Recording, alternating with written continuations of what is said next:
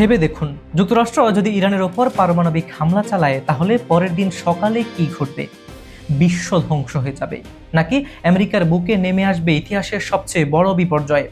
ঠিক এই মুহূর্তে তেহরান থেকে ডোনাল্ড ট্রাম্পের উদ্দেশ্যে পাঠানো হয়েছে এমন এক বিস্ফোরক বার্তা, যা শুনে পুরো ওয়াশিংটনের ঘুম হারাম হয়ে গেছে।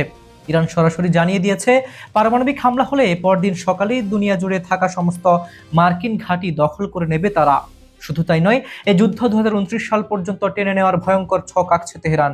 সাম্প্রতিক এক সাক্ষাৎকার ইরানের বিপ্লবী গার্ড বাহিনীর জ্যেষ্ঠ জেনারেল মোহাম্মদ রেজা নাকদি যুক্তরাষ্ট্রকে এক অভূতপূর্ব হুঁশিয়ারি দিয়েছেন।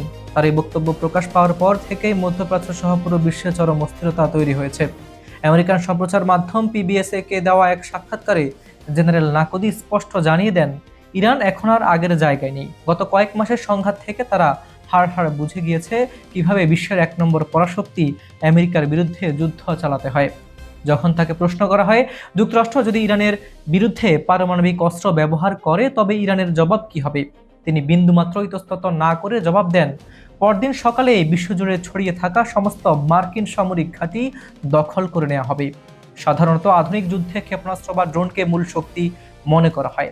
জেনারেল নাকদিও জানিয়েছেন, ইরান যদি প্রতিদিন যত ক্ষেপণাস্ত্র ব্যবহার করছে, এখন যদি তার চেয়ে অনেক বেশি তারা তৈরি করে তবে কেমন হয়? তবে এর চেয়েও ভয়ঙ্কর তথ্য হলো, জেনারেল নাকুদি দাবি করেছেন, ইরানের কাছে যদি ভবিষ্যতে একটাও ক্ষেপণাস্ত্র অবশিষ্ট না থাকে, তখনও তারা আমেরিকার জন্য আরো বেশি মারাত্মক হয়ে উঠবে।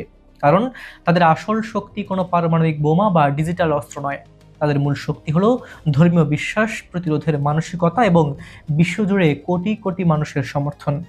একই সাথে তিনি ব্যাখ্যা করছেন, ইরানিদের বহুল চর্চিত স্লোগান ডেথ টু আমেরিকা কোনো সাধারণ আমেরিকান নাগরিকদের বিরুদ্ধে নয়, এটি মার্কিন প্রশাসন ও তাদের সাম্রাজ্যবাদী নীতির বিরুদ্ধে।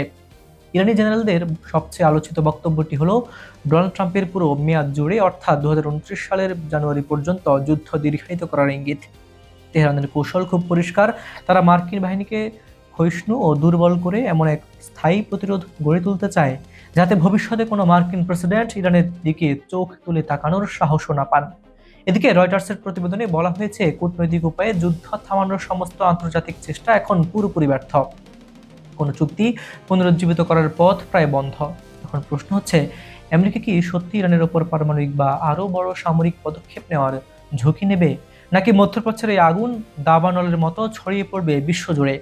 আপনার কি মনে হয়, ইরান কি পারবে দীর্ঘমেয়াদী যুদ্ধে টিকে থাকতে? কমেন্ট বক্সে আপনার মতামত জানান। ভিডিওটি ভালো লাগলে লাইক ও শেয়ার করে সাথেই থাকুন। হাবিবুর রহমান নিশান, খবর সংযোগ।